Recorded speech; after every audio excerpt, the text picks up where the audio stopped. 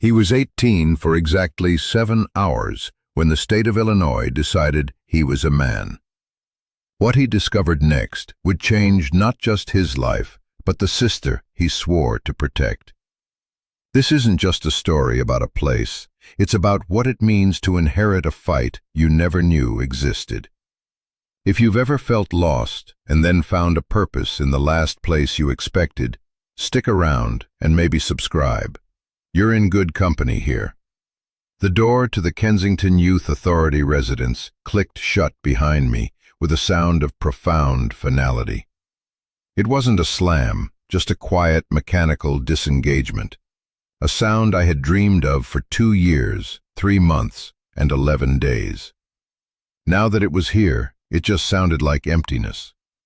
In my hand, I held a single cardboard box. It wasn't heavy. Inside was a spare set of jeans, a few worn t-shirts, a toothbrush, my high school equivalency diploma, and a sealed manila envelope they'd been holding for me. The envelope had my name on it, written in a shaky but elegant cursive I hadn't seen in a decade. My grandmother's handwriting. Ms. Albright, my caseworker for the final 6 months, had handed it to me with a look of practiced sympathy. "Leo, this came for you years ago. Your grandmother's instructions were very specific. To be given to you on your 18th birthday, not a day before." She had that tone social workers use when they're trying to soften a blow they don't fully understand themselves. She saw the box, the meager contents of a life lived in state-issued rooms, and she saw the envelope. To her, it was probably a final, painful piece of a broken past. To me, it was a ghost. My grandmother, Eleanor, had put my sister and me into the system. One day she was there, smelling of soil and chamomile tea, her hands always busy, mending or weeding or kneading dough. The next, she was gone. A social worker with a sad smile told us she was unwell and unable to provide care. We were 10 and 8. We never saw her again. They told us she passed away a year later. The grief was sharp, but the bitterness was sharper. It felt like the ultimate betrayal. Now, standing on a cracked Chicago sidewalk with the rumble of a passing L train shaking the air, I felt that bitterness rise up again. The box felt pathetic in my arms. I had $112 in my pocket, the sum total of my state-discharged savings. I had a sister, Mia, who was still inside a different facility across town, waiting for me. She had 2 more years until she aged out. I was her only plan, and I had no plan. I set the box down on the concrete and tore open the envelope. The paper inside was thick, creamy, and old. It smelled faintly of cedar. There were 3 things inside: a key, an old, tarnished brass key, the kind for a heavy antique lock, a single crisp $4 bill folded into a neat square, and a letter. "My dearest Leo," it began. My breath caught in my throat. "You have grown strong. I know you have. You have grown strong. I know you have grown resilient. The world has not been kind to you, and for my part in that, I am so deeply, deeply sorry. Words are not enough for the apology you and Mia are owed. But I hope with this you will find the reasons. I could not give you a home, so I saved one for you. I could not give you safety, so I built it. I could not give you the truth, so I buried it. The key opens the truth.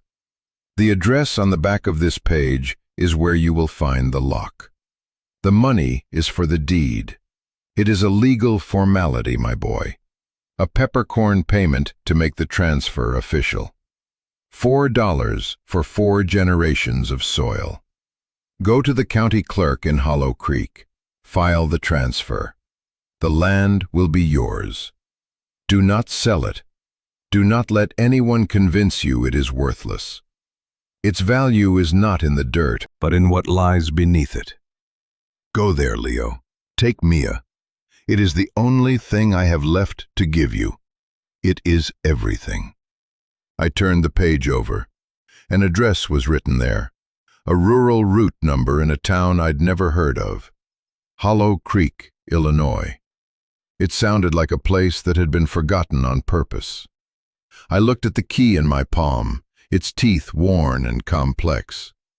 I looked at the $4 bill. It felt like a joke, a cruel, elaborate puzzle left by a woman who had abandoned us. My first instinct was to crumple it all up, to throw it in the gutter and find a real plan. Get a job bussing tables, save up for a security deposit on a tiny apartment, and figure out how to get Mia into my custody. The practical path, the sensible path. But the system had beaten most of the hope out of me, not all of it. A tiny, defiant spark flickered in my chest. What if? What if it wasn't a joke? What if the woman who taught me how to read the stars and identify birds by their song hadn't just thrown us away? The weight of the last 8 years pressed down on me. The sterile smell of dormitories, the taste of lukewarm food, the constant grinding lack of privacy, the feeling of being a file in a cabinet instead of a person. Anything was better than going back to a life that felt like that. Anything. I picked up the box. My first stop was a payphone. My second was the bus station. My third, and most important, was the group home where Mia was counting the minutes. I had a sister to retrieve. We had a home to find. Maybe. The bus ride was 8 hours of watching the world change. The dense, vertical gray of Chicago slowly bled out into the sprawling, flat green of the suburbs, which in turn gave way to the endless, hypnotic geometry of corn and soybean fields. Mia was asleep, her head resting on my shoulder, her breath a soft, steady rhythm against my arm. She had cried when she saw me at the gates of her facility. Not tears of joy, but of sheer, unadulterated relief. I was real. I had come for her. I had signed the weekend release forms, citing a family emergency, a lie that felt more like a prophecy. We sat in the back of the bus, the cardboard box between my feet, the rhythmic hum of the engine, a constant drone. I hadn't told her everything. I'd just said, "Grandma left us something. A piece of property, a chance."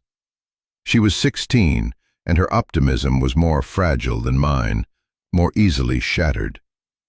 I needed to protect it, and to do that, I needed to see this place for myself first. I needed to know if it was a real foundation or just another sinkhole. Hollow Creek wasn't so much a town as a suggestion of one. A single main street with a post office, a dusty-looking diner, a hardware store with a faded Coca-Cola sign, and a handful of other buildings that looked like they were tired of standing up. We were the only ones who got off the bus. The driver gave us a curious look, a flicker of pity maybe, before closing the doors and pulling away, leaving us in a cloud of diesel fumes and silence. The air was different here. It was thick with the smell of damp earth, of growing things and decaying things all at once. It was the smell of my earliest memories. The county clerk's office was a small brick building next to the post office.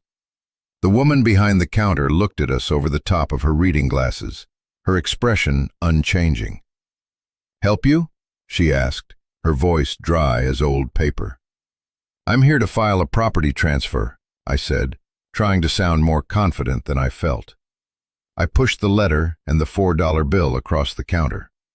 She picked up the letter, her eyes scanning the address and the instructions.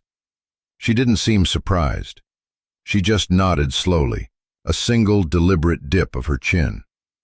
"Eleanor Vance's place. she said. It wasn't a question. Figured someone from her family would show up eventually, though I expected it'd be a lawyer, not, well. She trailed off, her gaze taking in our worn clothes, Mia's nervous energy, the cardboard box I was still lugging around. $4, she said, taking the bill. She stamped a thick document with a heavy, satisfying thud, signed it, and then had me sign it. There, it's yours. Lot 7 on the old county road. Can't miss it. It's the last one before the road gives up. She handed me a copy of the deed, the papers still warm from the printer. Good luck, kids. You'll need it. Her words hung in the air as we left, a quiet, ominous warning. The walk was nearly 2 miles.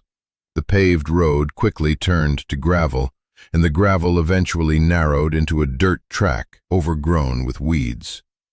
The trees crowded in, their branches weaving a canopy overhead that dappled the path in shifting light and shadow. Mia was quiet, her earlier excitement fading into a nervous apprehension that mirrored my own.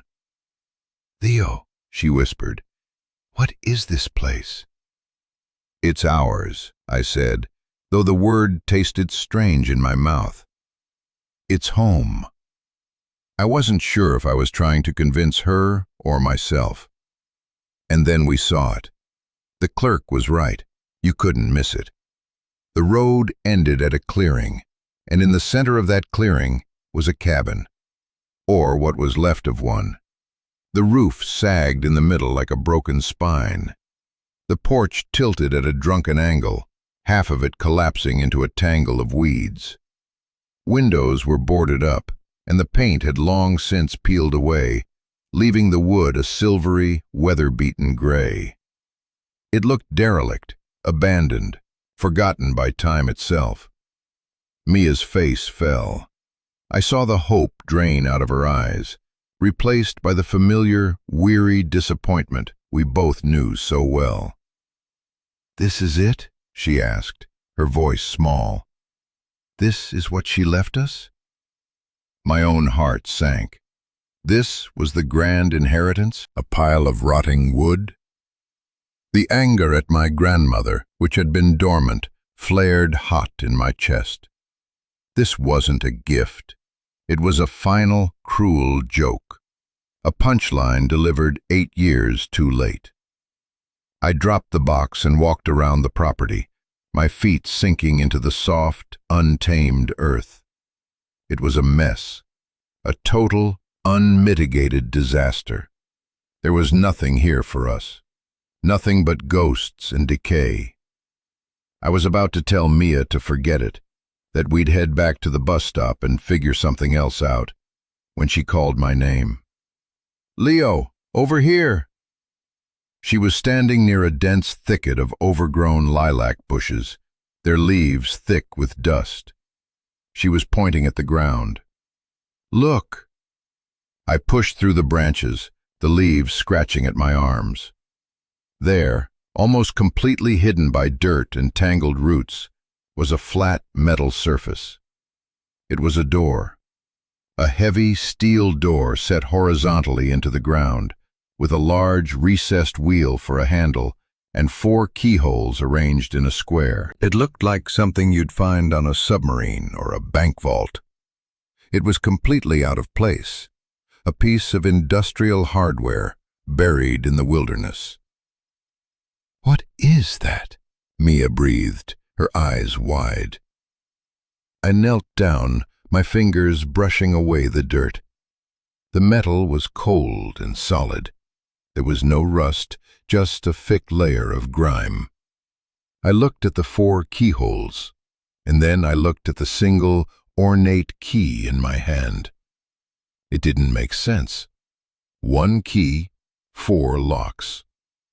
But then I saw it, a tiny, almost invisible inscription etched into the metal above the keyholes. It was my grandmother's handwriting again. "1 turn for each season of your waiting. 1 turn for each season 8 years, 4 seasons a year. That was 32 turns. It seemed insane. But everything about this day was insane. I took a deep breath and slid the key into the top left keyhole. It fit perfectly. I turned it. A loud, heavy clunk echoed from beneath the door. I pulled the key out and moved to the top right keyhole. Another turn. Clunk. The bottom right. Clunk. The bottom left. Clunk. That was 1 year. I did it again. And again. My heart started to pound with a strange mixture of fear and anticipation. This was it. This was what she meant. The cabin was a decoy. The real inheritance wasn't the shack. It was whatever lay beneath this door. I kept turning, losing count, my arm starting to ache. Mia counted for me, her voice a hushed whisper. 29, 30, 31, 32. On the final turn of the final lock, there was a different sound. Not a clunk, but a deep, resonant thump, followed by the hiss of air, like a seal being broken. The large wheel in the center of the door moved a fraction of an inch on its own. I looked at Mia. Her face was pale, a mixture of terror and awe. I grabbed the wheel with both hands. It was stiff, but it moved. I turned it counterclockwise, the metal groaning in protest. With a final shuddering scrape, the door was unlocked. It was incredibly heavy. Together, Mia and I put our shoulders into it, heaving it upwards. It opened with agonizing slowness, revealing a set of steep concrete steps leading down into absolute darkness. A wave of cool, dry, sterile air washed over us. It smelled like a tomb. It smelled like a secret. "Do we go down?" Mia asked, her voice trembling. I looked at the collapsing cabin, then at the dark stairway leading to God knows where. One was a dead end. The other was an unknown. "We didn't come this far to turn back," I said. I found a heavy branch to prop the door open, took out the small flashlight from the box Ms. Albright had let me keep, and took the first step down. The light from my flashlight cut a nervous, trembling circle into the oppressive dark. Each step down the concrete stairs seemed to take us further from the world we knew. The air grew colder, stiller. The only sounds were our own breathing and the soft scuff of our shoes. At the bottom, we found ourselves in a small, square room. In front of us was another heavy steel door, this one like a bank vault. It had a single large wheel in the center. Thankfully, it was unlocked. I turned it, and with a series of quiet, well-oiled clicks, the door swung inward. I swept the beam of the flashlight inside, and we both gasped. This wasn't a root cellar or a storm shelter. It was a room. A large, climate-controlled, meticulously organized space. The walls were lined with industrial metal shelving, and the shelves were packed with gray, archive-quality storage boxes, each one neatly labeled with a date range. In the center of the room was a simple wooden desk and a chair.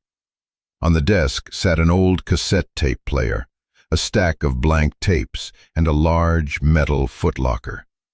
It was a bunker, a library, a time capsule. My grandmother hadn't just buried a secret, she had built a fortress to protect it. "What is all this?" Mia whispered, stepping inside and running a hand along one of the shelves. "I don't know," I said honestly. My heart was hammering against my ribs. This was beyond anything I could have imagined. This was deliberate, planned. It was the work of a woman with a purpose. I walked over to the desk and shone the light on the footlocker. It was military grade, with 2 heavy latches. It wasn't locked. I lifted them, the sound echoing in the silent room, and raised the lid. Inside, the first thing I saw was another envelope, identical to the one I'd received that morning. My name was on it. I picked it up, my hands shaking slightly, and tore it open. For the theatrics. But I am not sorry for the caution. The walls of this place are 3 feet of reinforced concrete. The air is filtered. The power is independent. It is safe. It had to be. Now, for the truth you deserve. The most important truth is this: I never abandoned you. I placed you and Mia into the state's care because it was the only way I could guarantee you would live to see this day. It was the hardest decision of my life, and it broke my heart every single day after. But I would do it again, because the alternative was so much worse. Your grandfather, my husband, was a geologist, a brilliant man, but he was too trusting.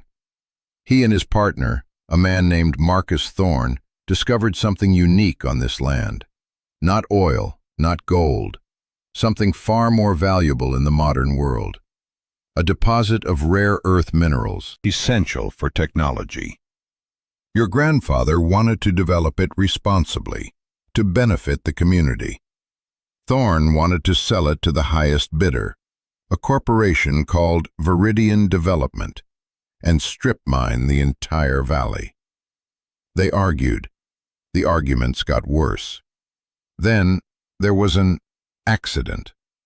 Your grandfather's truck went off a ravine. The police ruled it accidental. I never believed it. After his death, Thorne came to me. He produced documents, a forged partnership agreement that gave him controlling interest. He threatened me. He threatened to take the land, to take everything. When I refused to sign it over, the threats became more direct. He wasn't just after the land anymore. He was after your grandfather's research. All of his survey data, his core samples, his projections. Everything that proved the true value of this place. I knew I couldn't protect you and fight him at the same time. He was a dangerous man, connected to dangerous people at Viridian. If I kept you with me, you would have been leverage. So I made a terrible choice. I gave you up to the one place he couldn't touch you, the anonymity of the state system. And I disappeared. I spent the next year building this place in secret, moving all of your grandfather's research, every document, every piece of evidence I had against Thorne, down here. This bunker, Leo, is not just a shelter. It is an armory. The boxes on these shelves contain every scrap of paper that proves what this land is worth, and every crime Marcus Thorne and Viridian committed to try and steal it. They think I'm dead. They think the only heir is a broke 18-year-old kid who will be thrilled to sell this worthless plot of land for a few $1,000s.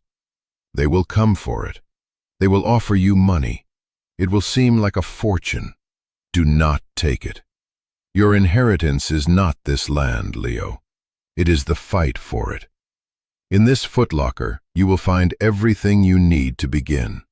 My journals, tape recordings of my conversations with Thorne, copies of the real partnership agreement, and the contact information for the only lawyer I ever trusted, a man named Arthur Davies.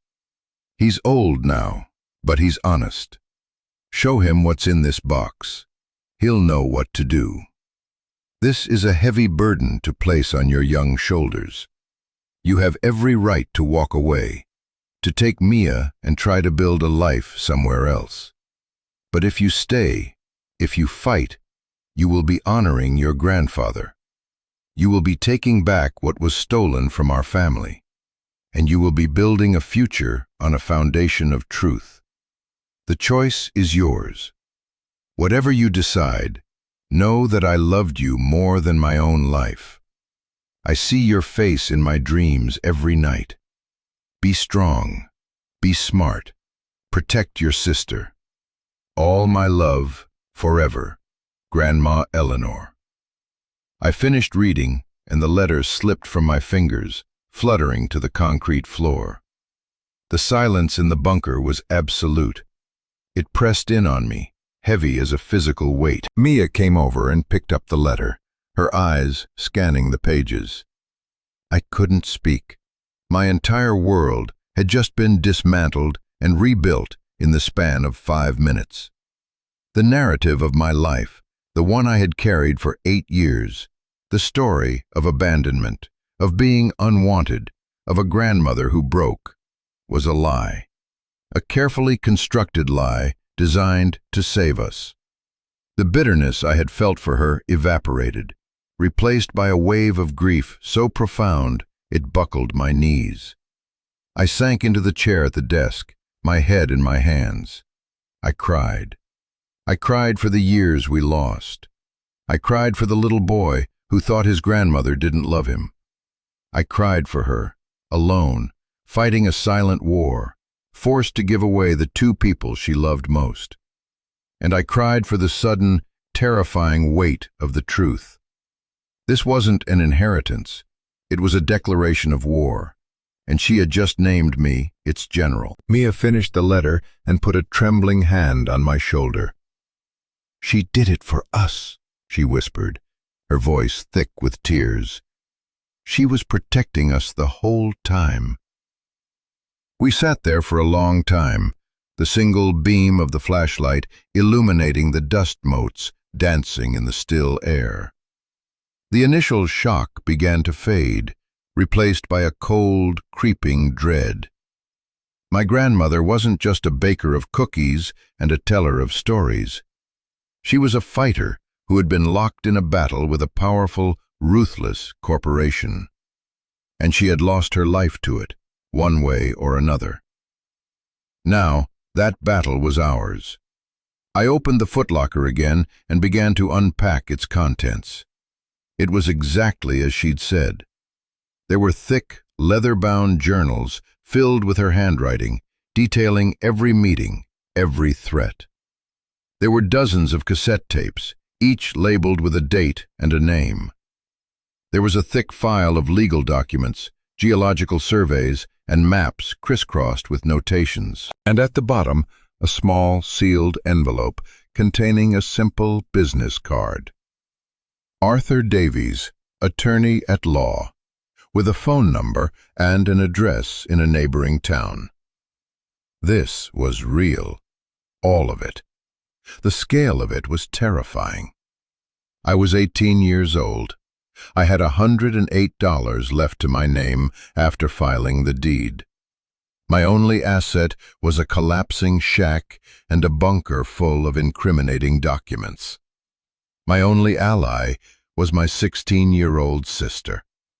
We were up against a corporation, Viridian Development. It sounded powerful, untouchable. What could we possibly do? The first seeds of a bitter argument began to sprout between me and Mia. For her, the revelation was a miracle, a validation of the love she always wanted to believe in. But the reality of the situation was settling in differently. "We have to leave, Leo," she said, her voice tight with fear. She was pacing the small space, her arms wrapped around herself. "We take whatever money is here. There has to be some, right? And we go. We go to California or New York, somewhere far away from here. We can start over, a real life." I understood her fear. I felt it myself, a cold knot in my stomach. The sensible part of my brain, the part that had been trained for years to focus only on day-to-day survival, was screaming at me to do just that. Run. "Mia, did you read the letter?" I asked, my voice strained. "There is no money. The inheritance is the fight. This land, this evidence, this is it." "So what?" she shot back, her fear turning to anger. "She wants us to fight some big, scary company? For what? A piece of dirt in the middle of nowhere? We spent our whole lives in the system because of this place. I don't want to spend the rest of our lives fighting for it. I want to be normal. I want to go to a real school, have friends, get a job. I don't want to live in a hole in the ground, hiding from ghosts. Her words stung, because they were laced with a truth I couldn't deny. Her childhood had been sacrificed for this. Was I really going to ask her to sacrifice her future too? The weight of that choice felt immense. I felt torn between the duty to my grandmother's memory and the duty to give my sister the life she deserved, the one that had been stolen from her. Was it my right to chain her to this place, to this fight? Maybe the most loving thing to do was to walk away. Let Viridian have the land. Let them strip mine it to dust. At least we would be free. I was tired of fighting. My whole life had been a fight to be seen, to be heard, to protect Mia, to simply exist. The idea of a quiet, anonymous life somewhere else was intoxicatingly appealing. Just for a moment, I let myself imagine it.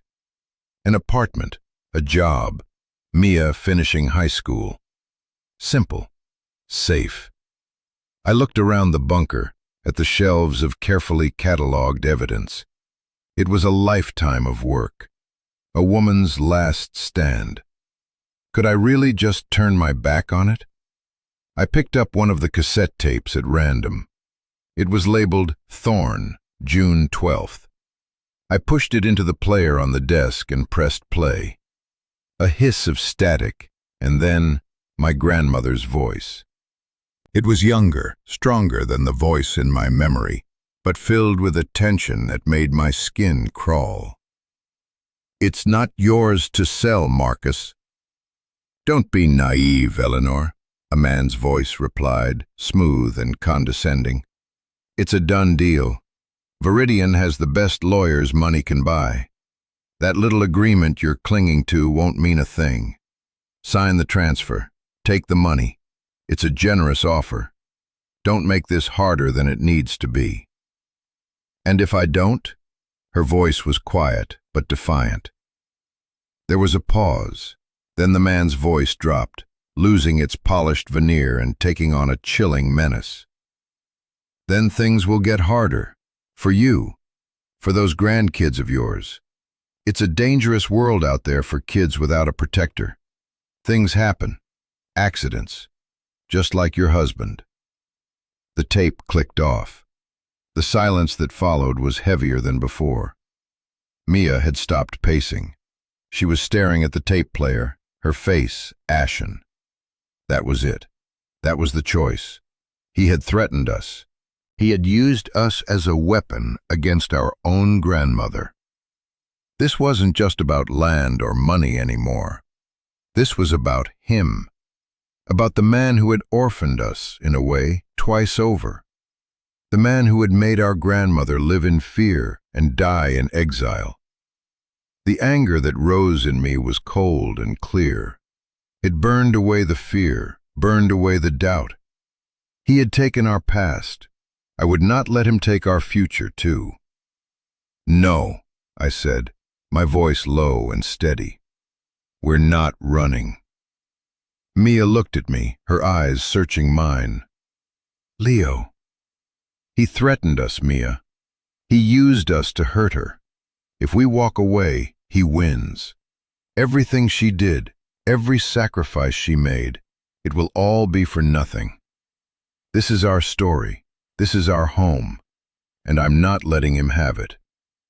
I saw the conflict in her eyes, the war between fear and a burgeoning sense of justice. She was scared, but she was also her grandmother's granddaughter. She was a fighter, too. She gave a slow, hesitant nod. Okay, she whispered. Okay, Leo. What do we do? I picked up the business card from the desk. First, I said, we make a phone call. The next few days were a blur of activity, a strange mix of domesticity and conspiracy. We had to make the bunker livable. We found a small, diesel-powered generator in a storage closet, along with several jerry cans of fuel. With a sputtering roar, the bunker came to life. Lights flickered on, revealing the true extent of the space. It was larger than we thought, with a small partitioned-off area containing a chemical toilet and a rudimentary sink fed by a large water tank. There were cots folded against a wall and boxes of non-perishable food, canned goods, dried beans, things that would last forever. My grandmother had prepared for a long siege. We spent hours cleaning the dust and grime of a decade of disuse. We set up the cots, organized the food, and slowly, painstakingly, began to turn this concrete tomb into a home. It was hard, physical work, and it was good for us. It kept our hands busy and our minds from spiraling into the terrifying what-ifs. While we worked, we listened to the tapes. We heard our grandmother's voice change over time, growing more strained, more tired, but never losing its core of steely resolve. We listened to Marcus Thorne's threats escalate, his polite facade cracking to reveal the predator beneath. We were piecing together the last years of her life, and with every tape, our own resolve hardened. The world outside the bunker seemed to fade away. Our universe became these three concrete rooms, the hum of the generator and the ghosts on the tapes. During the day, we worked on the bunker. At night, by the light of a single bare bulb, we worked on the evidence. I read through my grandfather's geological surveys, trying to understand the complex science behind what he'd found. Mia, who had always been more organized than me, began cataloging the journals and documents, creating a timeline of events, cross-referencing names and dates. We were building a case. We were becoming the heirs she needed us to be. The choice to stay, to fight, had been made in a moment of anger and conviction. But living with that choice, day in and day out, was another matter. The reality was daunting. We were two teenagers in a hole in the ground, with a pile of old paper and a dwindling supply of canned chili. The world outside, the world of Viridian and its lawyers, felt like an unstoppable giant. There were moments of doubt that gnawed at me in the quiet hours of the night. Had I made the right choice for Mia? Was I trapping her in another kind of institution, a prison of my own making? Sometimes I would watch her as she worked, her brow furrowed in concentration as she deciphered a passage in a journal, and I would feel a pang of guilt. She should be worried about homework and high school dances, not corporate malfeasance and forged documents. But then she would look up at me and smile, a real, genuine smile, and the guilt would recede. She wasn't just my little sister anymore, someone I had to protect. She was my partner. We were in this together. The bunker was changing us. The shared purpose was forging a bond between us that was stronger than ever before. We learned to rely on each other in a way we never had before, not even in the system. We learned to anticipate each other's needs, to offer comfort without words, to find humor in the absurdity of our situation. We were a team. A few days after we made our decision, the first shot from the outside world was fired. We had gone up to the cabin for some fresh air, blinking in the bright sunlight. Tacked to the splintered wood of the front door was a crisp, white envelope. It was from the legal department of Viridian Development. It was an offer, a formal, written offer to purchase the 40 acres of Lot 7 for the sum of $50,000. A generous offer, the letter stated, for a parcel of undeveloped and non-arable land. It mentioned that this was their final offer before pursuing other avenues to acquire the abandoned property. $50,000. To us, it might as well have been 50 million. It was a life-changing amount of money, enough to get a nice apartment in any city we wanted. enough to go to college, enough for a real life, the one Mia had dreamed of. I saw her read the letter over my shoulder, and I saw the flicker of temptation in her eyes. "Leo," she said softly, "that's a lot of money." "It's an insult," I said, my voice harder than I intended. "Grandma's letter warned us. They think we're just a couple of dumb kids who will see the dollar signs and run. This isn't a generous offer, Mia. It's proof. It's proof that they're scared of what's on this land. You don't offer 50 grand for worthless dirt."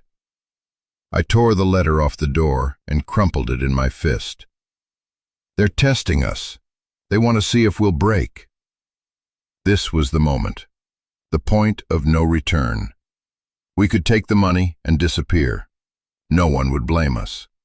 Or we could call the lawyer. We looked at each other, the crumpled letter in my hand, a silent testament to the choice before us. The easy wrong, or the harder right. Mia took a deep breath, her gaze steady and clear.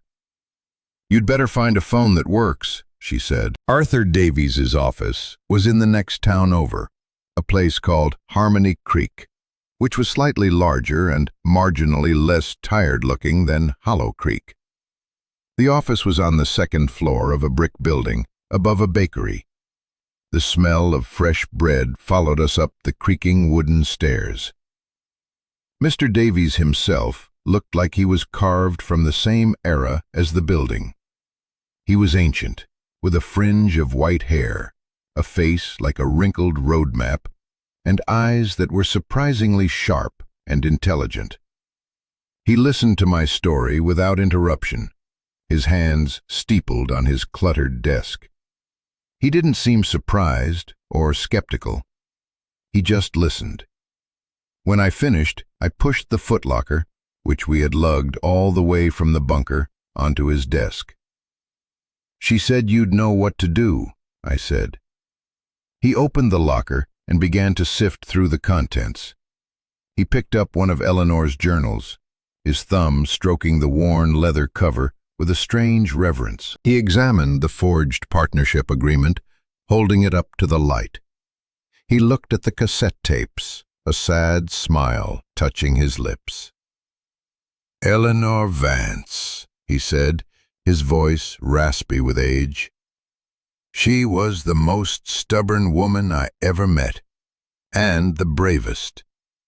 He looked up at me, his sharp eyes seeming to take my measure. "She called me, you know, about a year after she left you. Told me what she'd done, what she was planning. I told her she was crazy, that Thorn and Viridian would crush her. She told me she was planting a seed in a concrete bunker, and that one day her grandchildren would be there to see it grow." He let out a long, slow breath. "Looks like she was right." He spent the next hour laying out the situation for us. Viridian Development was a massive, multinational corporation. Marcus Thorne was now a senior executive on their board. They had spent the last decade systematically buying up land all over the valley, preparing for a massive mining operation. Our little 40-acre plot was the last piece of the puzzle. It was the heart of the mineral deposit, the lode your grandfather had discovered. Without it, their entire project was compromised. "Their offer of $50,000 is an admission of guilt," Davies explained, tapping a finger on the crumpled letter. "Legally, this land is yours, but they will fight you. They will try to claim eminent domain. They will try to prove you're unfit to manage the property. They will try to bury us in legal fees until you have nothing left. Their strategy is to bleed you dry." "So what do we do?" Mia asked, her voice small. Davies leaned back in his chair, a glint in his eye. "We don't play their game. We play Eleanor's. We don't just defend our ownership of the land. We go on the offensive. We use this evidence," he gestured to the footlocker, "to expose them. We file a wrongful death lawsuit against Thorne for your grandfather. We file a fraud case for the forged documents. We leak the geological surveys to their competitors. We make it so toxic for them to continue that they have no choice but to back down." It was an audacious, terrifying plan. It was also brilliant. For the first time since opening that first letter, I felt a surge of real, unadulterated hope. We weren't alone anymore. We had an ally. A very old, very tired, but very smart ally. "Can we win?" I asked. Mr. Davies gave me a long, hard look. "The odds are long, son. They have armies of lawyers and endless resources. We have this office, a bunker full of old paper, and the two of you. But the truth is on our side. And sometimes, if you fight smart enough, the truth is all you need." The fight began. Mr. Davies filed the first motions, and the response from Viridian was swift and brutal. A team of lawyers descended on Harmony Creek, their expensive suits and shiny shoes a stark contrast to the town's dusty simplicity. They filed countersuits. They sent private investigators to dig into our past, trying to find anything they could use to paint us as delinquent, unstable, and unfit. They were trying to intimidate us, to bury us. But they underestimated us. They didn't know that our past, the very thing they were trying to use against us, had forged us into something resilient. We weren't afraid of intimidation. We had lived with it our whole lives. And they didn't know about the bunker. It was our sanctuary, our headquarters, our home. While their lawyers stayed in fancy hotels, we were living and breathing the evidence against them. We worked tirelessly, helping Mr. Davies prepare the case. We transcribed the tapes. We digitized the documents. We became experts on our grandfather's research. The bunker, once a dusty archive, transformed into a fully fledged war room. We pinned maps to the concrete walls, created timelines, linked documents with colored string. It was our fortress, and from its depths we waged our war. Life settled into a new kind of normal. We'd spend our days working on the case, and our evenings making the bunker more of a home. We found an old hot plate and learned to cook real meals. We bought books and a radio from a thrift store in town. Mia enrolled in correspondence courses to finish her high school diploma. We even started a small garden in the clearing outside, planting vegetables in the rich, dark soil. The people in Hollow Creek, who had at first been suspicious of us, started to warm up. They had seen Viridian's people come to town, and they knew what the company was doing to the valley. They started leaving boxes of vegetables on the porch of the old cabin, or offering us a ride into town. We weren't just the abandoned Vance grandkids anymore. We were their neighbors. We were fighting for them, too. The legal battle dragged on for months, a slow, grinding war of attrition. There were small victories and crushing setbacks, but we never gave up. Every time we felt like we were losing, we would go back to the bunker, back to the letters and the tapes, and we would listen to our grandmother's voice, reminding us what we were fighting for. We were fighting for our family, for our home, for the truth. One evening, after a particularly grueling day of depositions, Mia and I were sitting outside the bunker, watching the sunset paint the sky in fiery strokes of orange and purple. The air was cool and smelled of pine and damp earth. "Do you ever miss it?" she asked quietly. "The city? A normal life?" I thought about it for a moment. I thought about the noise, the concrete, the anonymity. I thought about the constant feeling of being unmoored, of having no place that was truly mine. "No," I said, and I was surprised by how true it was. "I don't. I was a survivor there. Here, I feel like I'm alive." I looked at the dilapidated cabin, the overgrown clearing, the hidden steel door that led to our strange, subterranean home. It wasn't what most people would want. It was isolated, it was difficult, it was a constant struggle. But it was ours. We had taken a place of secrets and sorrow, and we had turned it into a place of purpose. We had taken a legacy of fear, and we had turned it into a future of hope. The bunker hadn't just changed our circumstances, it had changed us. It had taught us that home isn't something you're given.